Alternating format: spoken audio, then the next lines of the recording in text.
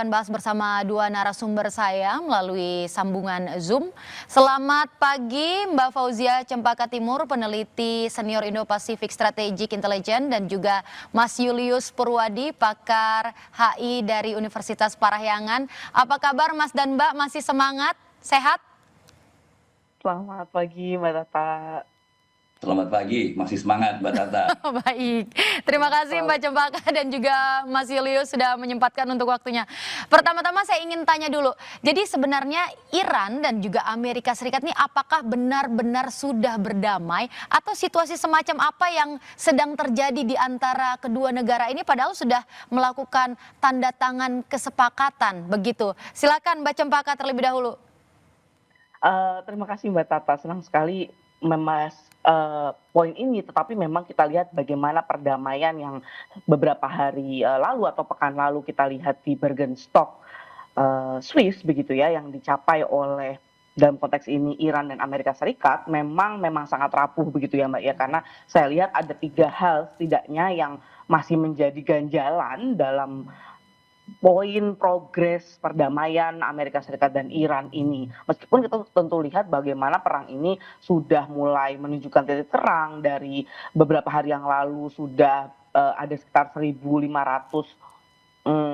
Navy atau dalam konteks ini pelaut begitu ya, nelayan yang sudah dievakuasi oleh IMO, tetapi memang masih banyak sebenarnya yang juga masih terdampar begitu ya, kita bisa bilang di Selat Hormuz sendiri. Nah, poin pertama memang terkait dengan Selat Hormuz Mbak yang masih menjadi hambatan. Poin kedua tentu adalah bagaimana Hormuz ini belum disepakati juga mekanismenya untuk kembali ke pre-war situation atau situasi sebelum perang, yang mana saat ini memang sedang didiskusikan juga bukan hanya antara Amerika Serikat dan Iran pasca Bergenstock meeting, tapi juga dengan Oman, karena kita tahu Oman ini juga adalah negara yang berbagi teritori Selat Hormuz dengan Iran.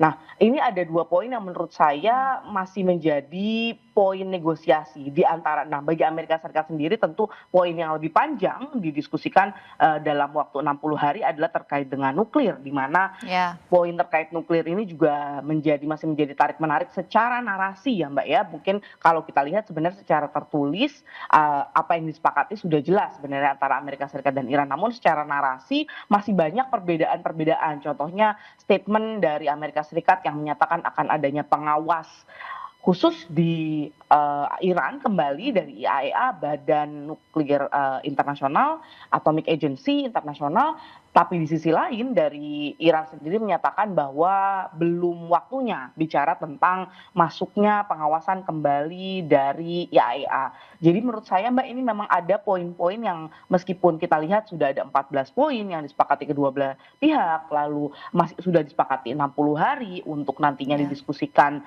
lebih konkret secara mekanis begitu, tetapi memang poin-poin kebuntuan ini masih ada, terutama terkait dengan Hormuz dan dalam konteks ini nuklir. Namun juga di sisi lain yang mengikat parti lain atau bagian lain adalah terkait dengan Lebanon begitu. Nah, ini yang mungkin juga 3 hal yang menurut saya masih sangat mungkin membuat hal ini jadi rapuh ya Mbak Tata gitu. Perdamaian yang kita lihat disepakati beberapa hari lalu ini masih sangat rapuh, karena kita lihat juga bagaimana Iran masih menggunakan choke point atau titik kritis Selat Hormuz sebagai bagian dari negosiasi atau konsesi yang nantinya apakah benar Amerika Serikat akan memenuhi poin-poin 14 yang telah disepakati antara Amerika Serikat dan Iran ini Mbak. Oke, saya ke Mas Julius. Mas Julius, jadi bagaimana Anda sepakat juga apakah memang masih cukup rapuh antara Iran dan juga Amerika Serikat ini dalam mencapai negosiasi yang sudah mereka sepakati? Dengan kata lain, poin-poin tadi yang disebutkan juga Mbak Cempaka memang sebenar-benarnya belum terpenuhi juga. Ya, terima kasih Mbak Tata ya. Pertanyaan awalnya kan apakah sekarang sudah damai betul? Betul. Jawabannya belum betul-betul damai gitu ya, itu saya harus eksplisit saya kira ya gitu. Memang setelah MOU ditandatangani seolah-olah ada titik terang ya Mbak Tata ya gitu. Tetapi yang kita juga saksikan 2 minggu terakhir ini sekalipun sekarang ada titik terang, jangan lupa bahwa suatu waktu bisa terjadi tiba-tiba menjadi gelap gulita gitu, kembali ke zero gitu ya. Jadi proses perdamaian yang sudah dimulai gitu ya, dengan penandatanganan MOU, lalu kemudian sekarang dibahas aspek-aspek teknisnya gitu, bisa aja menjadi hancur total.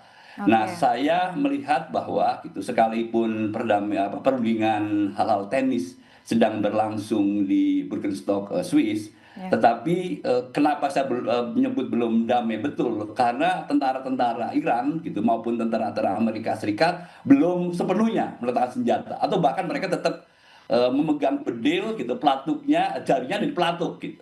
Jadi itu yang membuat bahwa belum betul-betul damai gitu.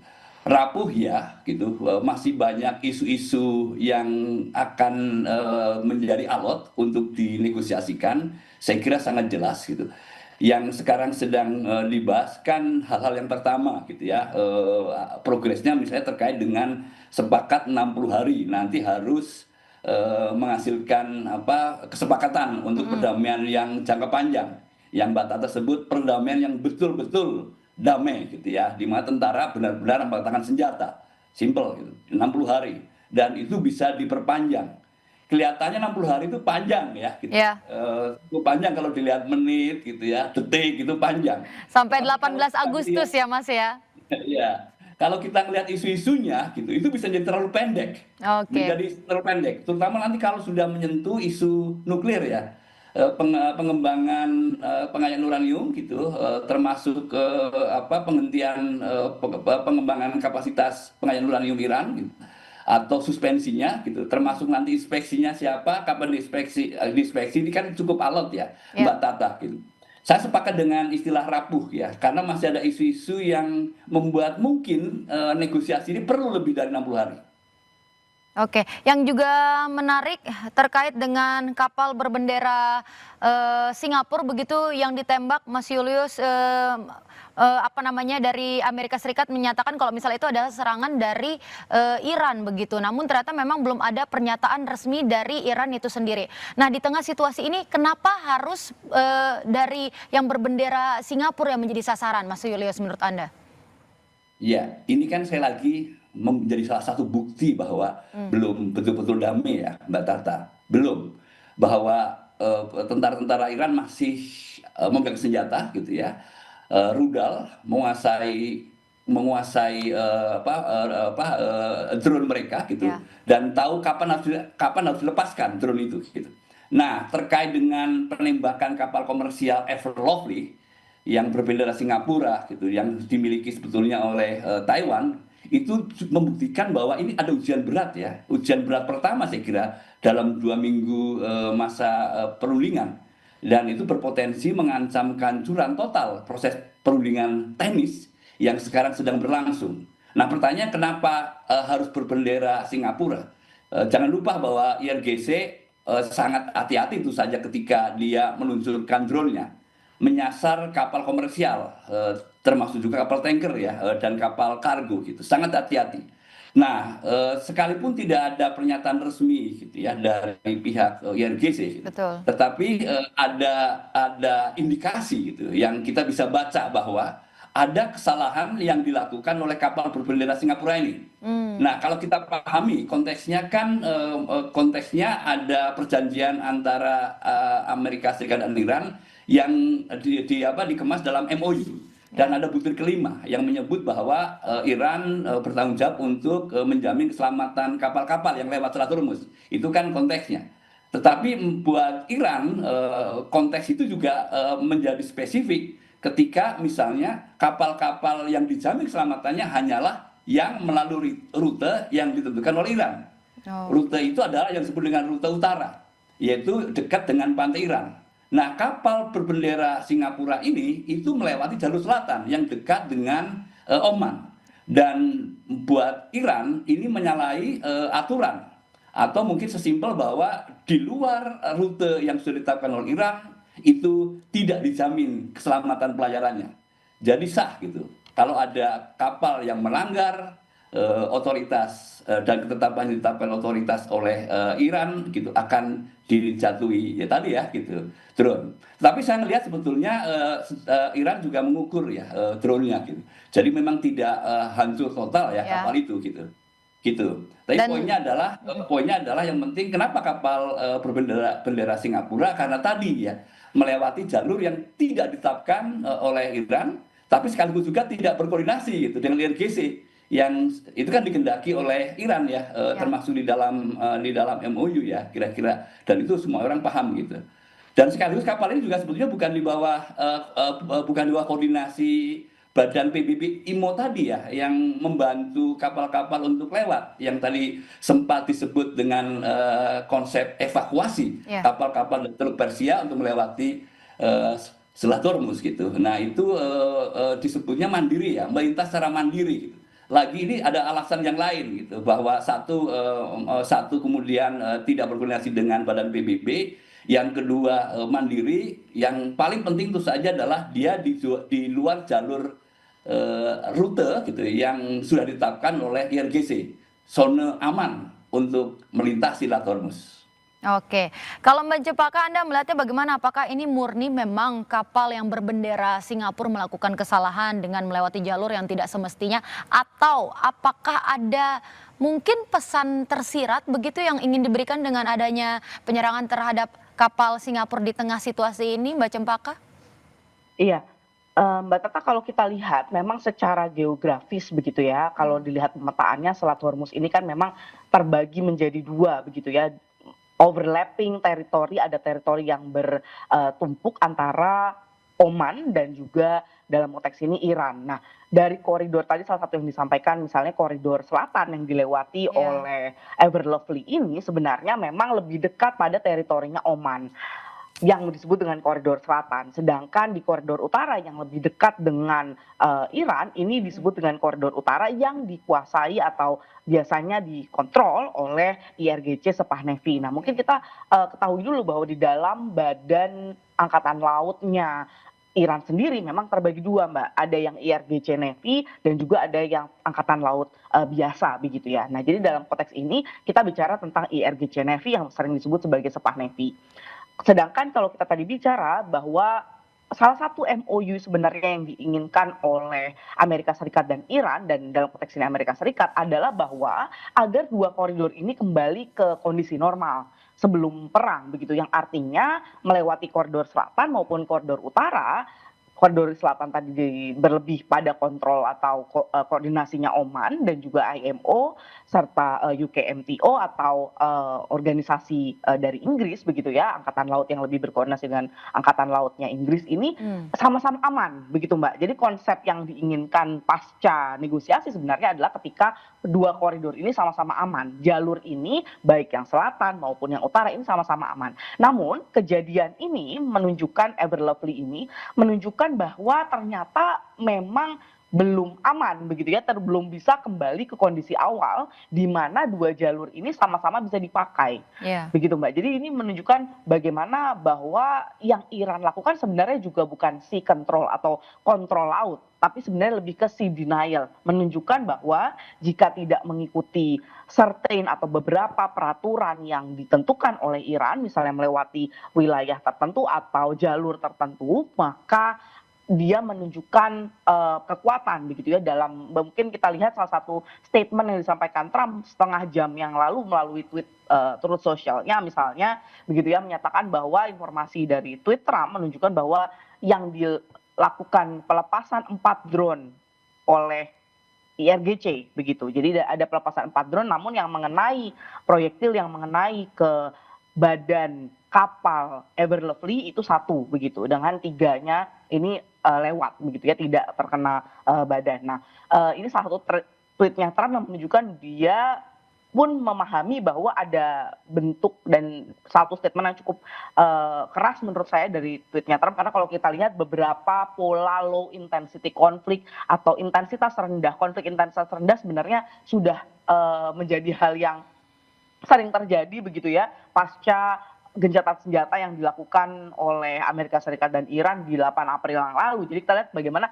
intensitas konflik yang rendah di laut ini memang seringkali miskalkulasi ini seringkali muncul begitu ya. Tapi memang statement dari Trump sendiri tidak pernah menyatakan bahwa ini ada pelanggaran atau bentuk dari sepahaman dengan Iran. Namun pasca serangan atau pasca kenanya proyektil drone tadi ke kapal Ever Lovely, ini langsung keluar statement dari Trump. Meskipun menurut saya dari sisi ini bukan berarti juga langsung runtuh begitu ya apa yang sudah dilakukan di Bergenstock lalu begitu. Tapi memang hal-hal yang tentu juga kita bisa lihat bahwa satu kerapuhan yang tadi kita sepakati bahwa saya dan Pak Julius sama-sama sepakat bahwa ini rapuh. Di sisi lain, ketika 60 hari tadi tidak langsung di follow up atau memang justru buntu follow up bicara tentang hal-hal mekanik, hal-hal yang disepakati secara bersama, secara detail, tentu akan menimbulkan intensitas konflik yang juga makin banyak begitu ya Mbak ya. Meskipun sama-sama rendah tapi akan semakin intens begitu. Semakin repetisinya semakin banyak dan miskalkulasi ini akan lebih sering terjadi di lapangan begitu karena tadi hanya bicara tentang aplikasi penggunaan koridor selatan dan koridor utaranya Selat Hormuz saja bisa menimbulkan korban meskipun bukan korban jiwa tapi korban dari kapal salah satu kapal ya kapal yang kapal Ever Lovely tadi yang merupakan bagian dari perusahaan Evergreen begitu. Nah di sisi ini kita menunjukkan bahwa memang konteks-konteks teknis ini pasca pertemuan Bergenstock memang sangat dibutuhkan Mbak. Tidak hanya bicara tentang Lebanon, nuklir, tapi juga apalagi yang sifatnya Selat Hormuz. Karena kalau kita lihat dari angkanya Mbak, sebenarnya angka persentase jumlah kapal yang melewati Selat Hormuz ini sudah hampir beranjak kembali ke angka normal. Kalau sebelum perang itu angkanya di 100%, pada saat perang kemarin angka hanya sekitar 8-10% Mbak dari angka kapal yang biasanya lewat di Selat Hormuz begitu ya. Nah ini kemarin 2 hari terakhir ketika sudah dibuka, sebelumnya Iran juga menutup kembali dan saat ini dibuka kembali selama beberapa hari, ini angkanya sudah naik ke angka 56% Mbak. Jadi angka normal ini hampir tercapai, tapi memang kita tahu bahwa sangat sulit menentukan atau mengontrol bagaimana miskalkulasi di lapangan yang kadang berbeda dengan apa yang disepakati di meja diplomasi, Mbak Tata. Oke, berarti itu juga termasuk kondisi yang tadi di awal Mbak Cempaka sebutkan bahwa diharapkan mungkin dengan koridor selatan dan juga utara ini bisa dipergunakan kembali ke situasi sebelum perang begitu ya Mbak ya. Tapi tahan dulu Mbak Cempaka dan juga Mas Julius, kita akan jeda sejenak tetap di Breaking News Kompas TV.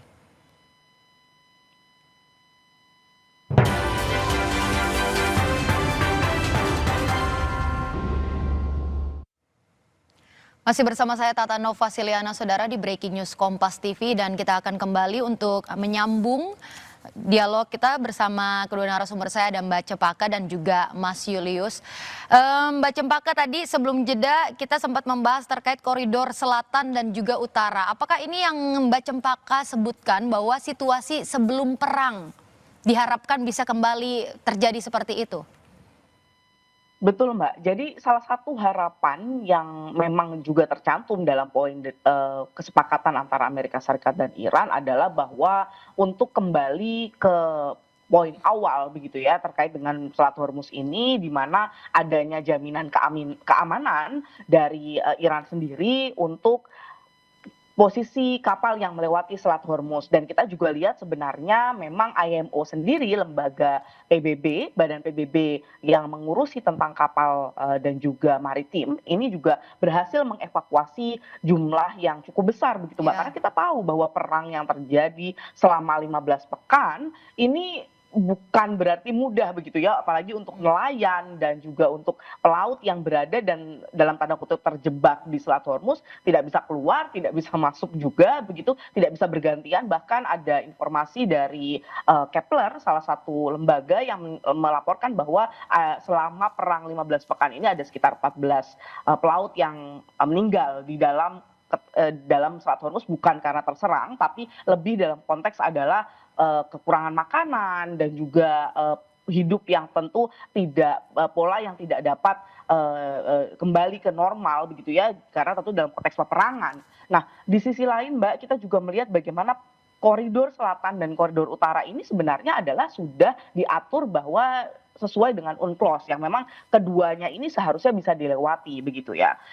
Namun memang ini dinyatakan saat ini tentu kita lihat bahwa IMO sudah menghentikan evakuasi sementara yang artinya menunjuk Iya. bahwa koridor selatan ini belum aman Mbak begitu karena serangan yang terhadap Ever Lovely. Namun memang kita lihat bagaimana ini menunjukkan statement yang salah satu statement yang disampaikan oleh IMO gitu ya bahwa penghentian sementara ini untuk meskipun bukan menunjukkan bahwa koridor selatan ini tidak bisa lewati tapi lebih pada statement dari IMO menyatakan bahwa ini lebih untuk memastikan kembali bahwa jaminan keamanan ini dimiliki oleh semua kapal baik di rute utara maupun rute selatan begitu. Jadi memang kita lihat memang pola yang sama ini belum kembali ternyata Mbak, belum kembali ke pre-war situation begitu. Namun menurut saya ini hal yang sebenarnya normal karena kita juga lihat baru beberapa hari ya Mbak ya implementasi dari dibuka kembalinya Selat Hormuz ini tentu di lapangan berbeda konteksnya dan berbeda implementasinya dengan yang biasanya mungkin kita hanya lihat dalam konteks perjanjian diplomasi karena koordinasi di lapangan ini lebih kompleks dengan aktor yang lebih banyak juga.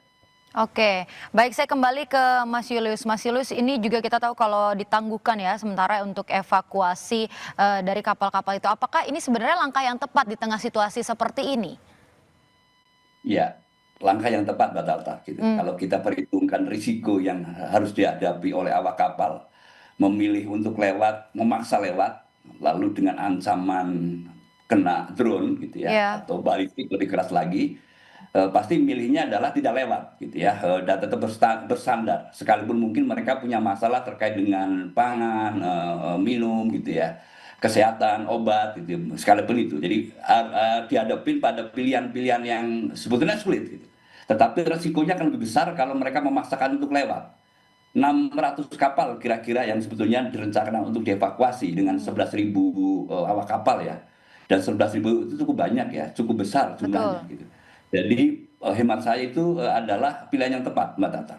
Tapi dengan sudah berangsur begitu kembali Selat Hormuz ini kembali lalu lalang, lalu lintasnya kembali lagi aman, apakah bisa evakuasi ini dilakukan mungkin dalam waktu dekat atau apa sebaiknya langkah yang dilakukan dalam waktu dekat ini melihat negosiasi ini tentu masih terus berlangsung dan seperti yang tadi Mas Julius katakan bisa jadi apapun terjadi dalam waktu dekat ini tidak ada yang mengetahui.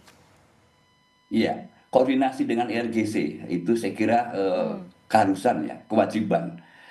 Apa yang terjadi dengan kapal komersial dari apa tadi berbendera Singapura itu iya, kan menunjukkan bahwa IRGC masih memegang kontrol ya atas Selat Hormuz. Sekalipun tadi betul sekali Mbak Capaka bilang jalur selatan itu kan dekat dengan pantai Oman Oman. ya gitu. Kira-kira 14 kilometer itu kedaulatan Oman. Tetapi lagi ini kan kondisi yang tidak normal ya. Kalau kondisi normal yang namanya UNCLOS akan berlaku ya gitu. Bahwa di selat di choke point ya itu bebas lalu lintas ya itu poinnya gitu. Nah koordinasi dengan RGC saya kira itu kewajiban. Lalu kemudian mengikuti arahan yang ditetapkan oleh RGC itu keharusan. Karena apapun yang terjadi saat ini adalah Iran akan melakukan segala hal yang bisa dipakai untuk mempressure para negosiator dari Amerika Serikat ya yang sekarang sedang ada di Swiss ya di Birkenstock tadi. Ini saya melihat dari perspektif bahwa ini tekanan politik yang cukup besar. Mungkin kita nyebut juga tekanan militer gitu ya yang terbatas gitu. Tetapi menunjukkan keseriusan bahwa Iran benar-benar mengontrol Hormuz dan itu harga mati ya, harga mati yang tidak bisa ditawar kalau ngomong Selat Hormuz. Nah artinya IMO harus berkoordinasi dengan IRGC lebih ketat lagi.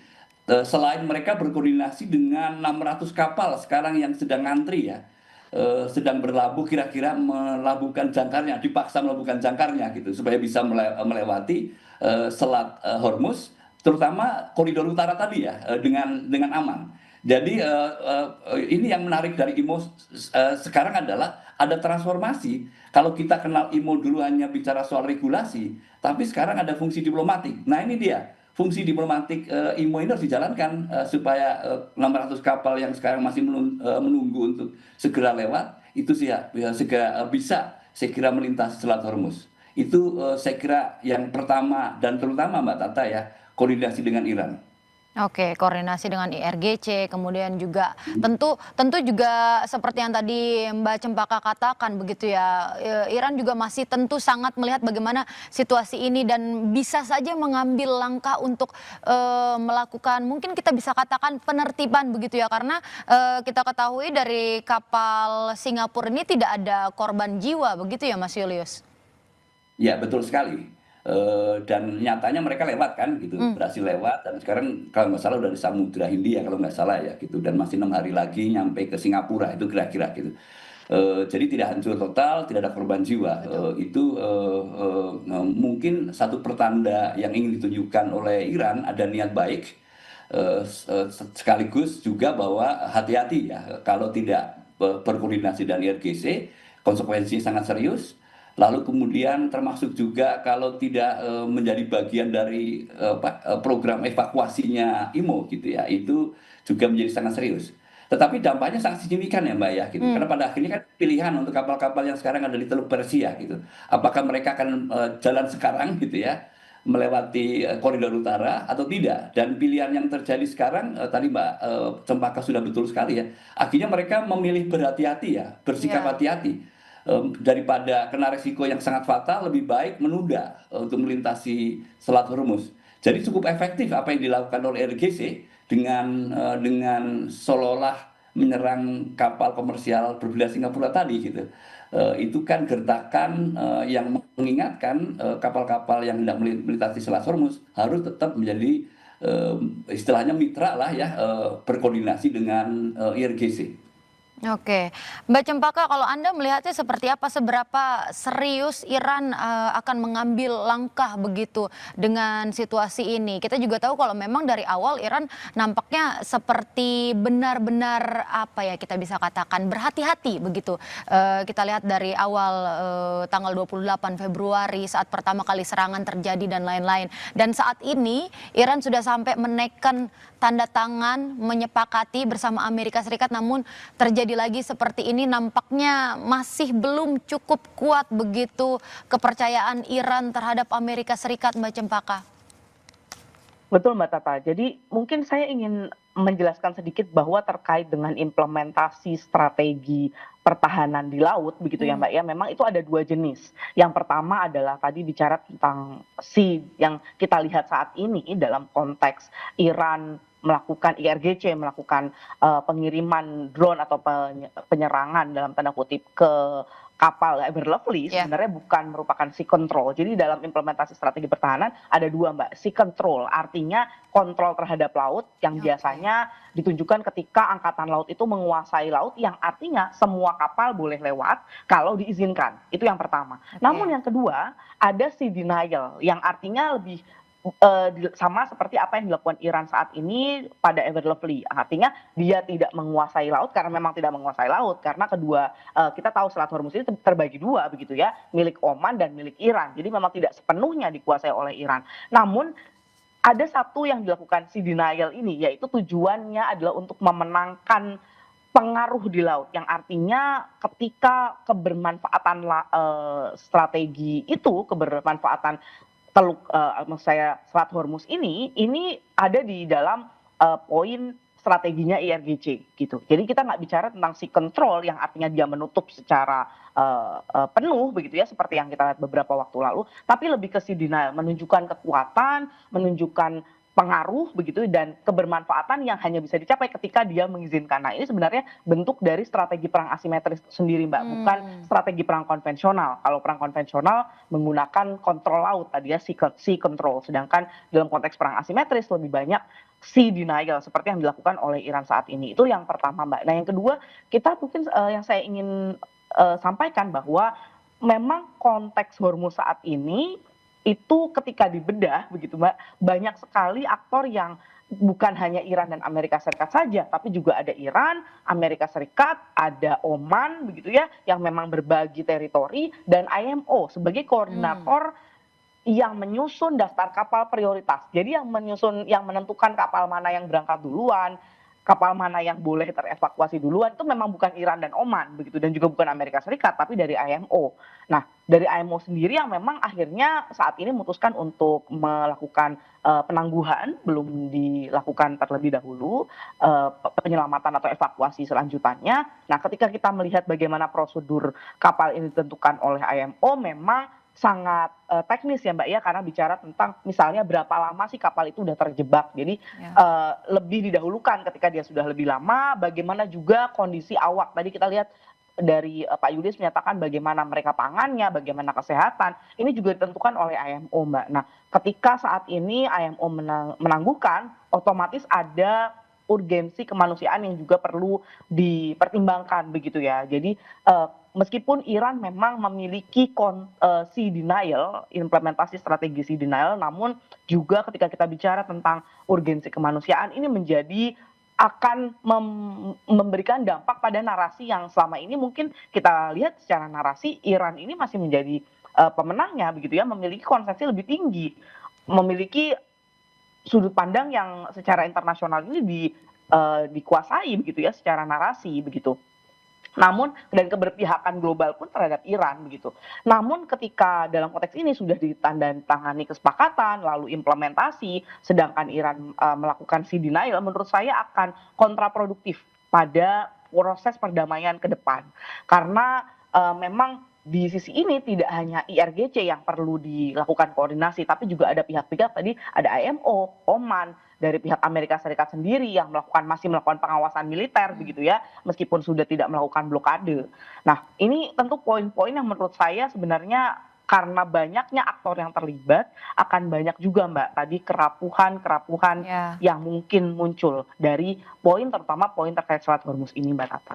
Oke, dan kita juga biasanya memang menyebut Iran gitu, tapi Iran punya presiden, kemudian punya pemimpin tertinggi, kemudian Iran juga punya IRGC, juga punya kelompok proksi. Maksudnya Iran ini ternyata ada beberapa bagian dari itu. Apakah dengan adanya bisa kita katakan penyerangan ini, seluruh elemen Iran ini benar-benar ikut menyepakati tidak sih perdamaian yang dilakukan dengan Amerika Serikat, atau memang sebenarnya ada beberapa bagian elemen dari Iran yang tidak sepakat. Jadi mungkin pimpinan Iran sepakat namun militernya tidak, atau bagaimana kalau Anda melihatnya Mas Julius?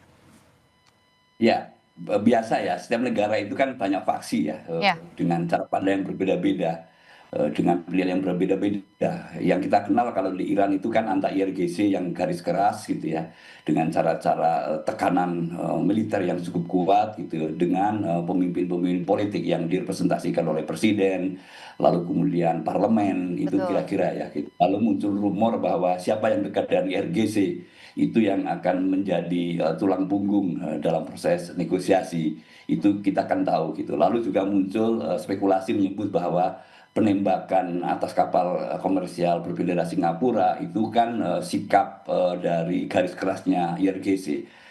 Itu bisa dimaklumi lah gitu, bisa dimaklumi gitu. Tetapi kalau saya melihat bagaimanapun sekalipun ada cara pandang yang berbeda di antara faksi-faksi di Iran, antara konservatif sama moderat lah gitu.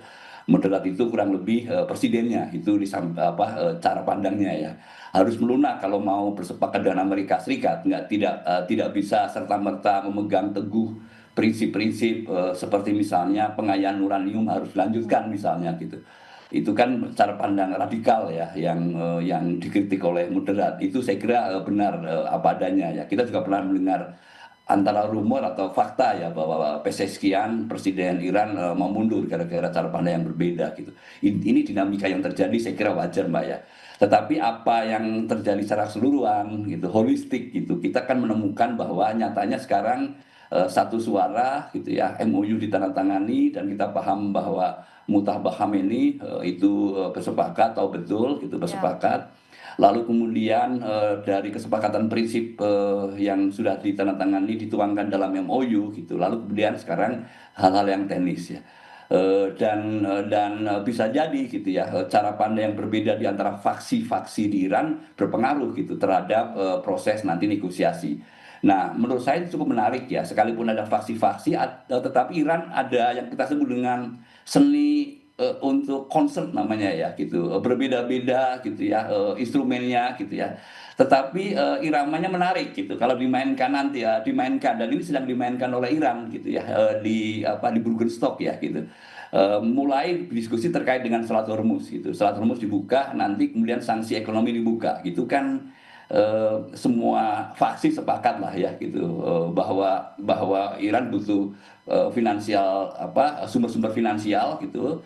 Lalu kemudian sanksi ekonomi bisa, kalau dicabut bisa menjadi sumber ya yang cukup penting itu gitu. Lalu kemudian supaya mendapatkan pembukaan sanksi ekonomi yang nilainya sangat besar gitu, lalu negosiasilah terkait dengan Selat Hormuz, dimainkan di situ dulu. Lalu baru nanti gitu di tahap berikutnya baru bicara soal nuklir, itu kan berikutnya.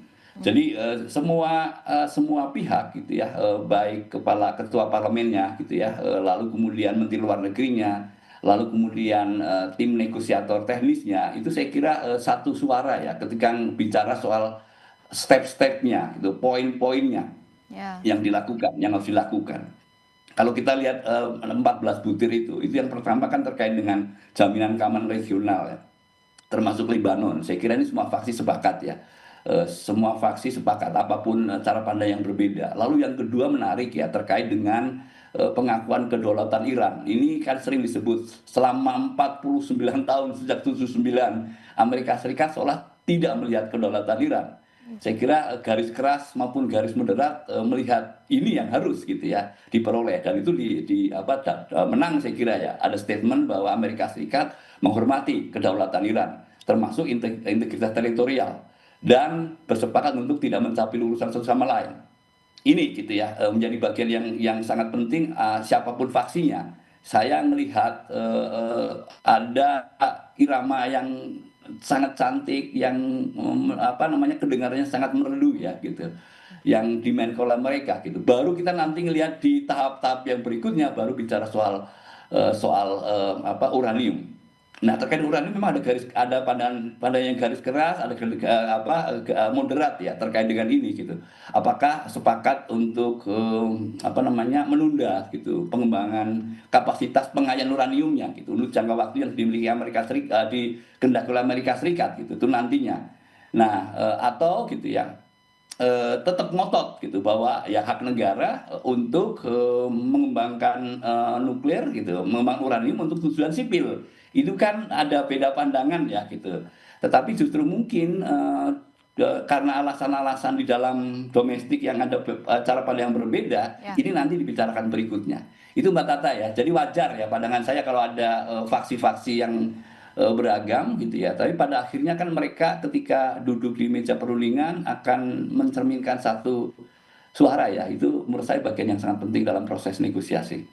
Oke, baik, mengingat juga Trump sempat bilang kita akan lihat apa yang terjadi, apakah MOU antara Amerika Serikat dan Iran ini berpotensi akan kembali robek dan situasi kembali memanas. Tapi kita jeda sejenak lagi, nanti kita akan bahas selesai jeda. Tetap di Breaking News Kompas TV. News Kompas TV, saudara. Dan kita akan kembali untuk melanjutkan dialog bersama Fauziah Cempaka Timur, peneliti senior Indo-Pasifik Strategik, dan juga Julius Purwadi, pakar HI Universitas Parahyangan. Tadi sebelum jeda saya bertanya, kalau misalnya Trump sempat mengatakan kita akan lihat apa yang terjadi. Apakah MOU Amerika Serikat dan juga Iran ini akan kembali meledak? Kira-kira parameternya apa? Saya ke Mas Julius dulu, silakan Mas. Ya, parameternya apa kalau meledak ya, menarik ya gitu. Banyak saya kira ya parameternya meledak ya, dan sesimpel bahwa akhirnya salah satu pihak karena tidak sabar kemudian meluncurkan rudalnya, itu kan sederhana simpel gitu. Lalu kenapa meluncurkan rudalnya? Tentu saja karena ada pelanggaran dari butir-butir di MOU yang sudah disebut gitu. Nah, salah satu contoh kita baru saksikan misalnya terkait dengan serangan terhadap kapal komersial. Itu kan salah satu contoh yang sangat kecil, tetapi kalau ini nanti terulang lagi, itu akan menjadi sangat besar. Dan Amerika Serikat sendiri kelihatannya sudah siap-siap nanti kalau hal yang sama terulang lagi gitu. Yang akan dilakukan pertama-tama tentu saja adalah tidak akan memenuhi komitmennya untuk mencabut sanksi ekonomi yang sudah dijanjikan di dalam MOU gitu. Ini lagi kan gitu. Dan lalu kemudian akan berlanjut terus dan berlanjut terus, berantai terus gitu ya ini. Jadi simple ya Mbak Tata ya, parameter meledak adalah bila ada pelanggaran dari MOU yang ditandatangani. Termasuk butir yang pertama, misalnya Israel tetap menggempur Lebanon. Parameter yang paling kita takutkan adalah Iran memutuskan untuk mengirimkan rudalnya ke Yerusalem atau kota-kota besar lain ya di Israel. Itu juga sangat mengerikan sekali kalau itu benar-benar terjadi. Nah, kemudian apa antisipasinya? Itu bagian yang penting saya kira Ya. untuk dibahas juga ya. Dan sepertinya para negosiator paham betul situasi apapun bisa terjadi ya terkait dengan potensi apa namanya tiba-tiba menjadi gelap gulita lalu kemudian meledak gitu ya. Situasinya menjadi tidak terkendali dan itu sudah diantisipasi. Yang saya cermati misalnya pertama mereka bersepakat dulu waktunya, garis waktu menjadi sangat penting bahwa apapun yang terjadi gitu ya, parameter-parameter yang bisa memicu gitu ledakan-ledakan dahsyat itu harus dikendalikan dalam masa 60 hari dan itu bisa diperpanjang. Dan caranya bagaimana? Mereka membentuk yang disebut dengan komite tingkat tinggi antara Amerika Serikat dan Iran, lalu kemudian melibatkan juga mediatornya sebagai pengawas ya, Qatar dan Pakistan. Ini antisipasinya supaya menjaga komunikasi di antara dua pihak ini tetap bisa berlangsung. Jadi yang terjadi di lapangan gitu tidak serta-merta kemudian membatalkan yang di Swiss gitu atau sebaliknya alotnya di Swiss tidak berpengaruh dengan sangat buruk negatif di lapangan ini gitu. Lalu kemudian juga ada koordinasi khusus ya, sel-sel koordinasi khusus antara Amerika Serikat dan Iran termasuk Lebanon. Ini juga menarik ya gitu. Jadi benar-benar dibuat semacam coupling bahwa isu-isu yang bisa membuat negosiasi menjadi bubar meledak tadi gitu itu harus di apa istilahnya di cluster gitu ya, Ya. diamankan. Baik. Nah, sel ini yang nanti akan memastikan bahwa apapun yang dilakukan oleh Israel gitu, tidak akan direaksi oleh Iran untuk mengirimkan rudalnya gitu. Baik. Saluran kontak komunikasi itu jadi bagian penting untuk mencegah miskomunikasi. Ini bagian yang lain. Lalu kemudian kita juga menangkap ada kelompok kerja teknis ya yang membahas isu-isu yang tertentu, misalnya sektor nuklir. Nanti ada komisi teknisnya yang menangani itu, termasuk nanti potensi melibatkan inspeksi badan PBB seperti IAEA gitu ya. Lalu Baik. Siap. kemudian ada komisi juga yang menangani hal teknis terkait dengan pencabutan sanksi dan aset. Termasuk juga kalau terjadi perselisihan dalam 60 hari bagaimana resolusinya gitu. Nah, harapannya gitu dengan terbukanya saluran-saluran yang bisa mengantisipasi miskomunikasi yang Mbak Tata takutkan ada situasi yang meledak gitu, itu tidak terjadi Mbak Tata. Oke. Mungkin demikian Mbak Tata. Oke, saya tangkap Mas Yulis. Kalau Mbak Cempaka bagaimana Anda melihatnya Mbak? Silakan singkat saja Mbak. Saya melihat ada dua saja Mbak, pelatuk paralel yang artinya jika satu ditarik begitu ya atau satu gagal, maka yang satu juga akan gagal, yaitu terkait dengan sisi satu adalah Selat Hormuz dan di sisi yang satu lagi adalah Lebanon. Oke. Dalam konteks ini adalah jika kita bisa melihat indikatornya secara mudah begitu ya, tidak perlu rumit. Yang pertama adalah terkait dengan Hormuz. Indikatornya adalah jika serangan yang dilakukan terhadap Ever Lovely ini akan menghentikan secara total jumlah kapal yang melewati Selat Hormuz, karena kita dengar bahwa satu statement IMO saat ini bukan dihentikan secara total tapi ditangguhkan dalam waktu beberapa saat untuk melakukan koordinasi antara Iran, Amerika Serikat dan juga Oman begitu ya. Itu yang pertama Mbak. Nah yang kedua tentu saja adalah terkait Lebanon. Kita lihat memang jumlah korban meskipun masih dilakukan serangan oleh Israel begitu ya, karena Israel berkali-kali menyatakan bahwa dia bukanlah bagian dari perjanjian Amerika Serikat dan Iran yang dilakukan di Bergenstock Swiss.